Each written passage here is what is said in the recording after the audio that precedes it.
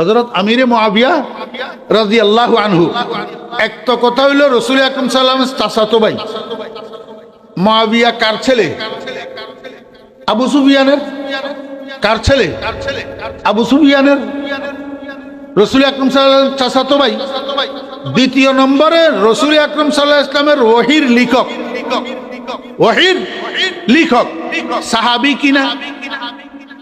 কেমনে বুঝলেন? সাহাবী কাকে বলে? সাহাবী ওই সমস্ত মানুষগুলাকে বলে যারা নবীজিকে সচক্ষে দেখছে, নবীজির হাতে হাত দিয়া কালিমা পড়ি ঈমান আনছে এবং সেই ঈমানের উপরে মৃত্যুবরণ করছে, উনার নাম সাহাবী। উনার নাম কি? সাহাবী।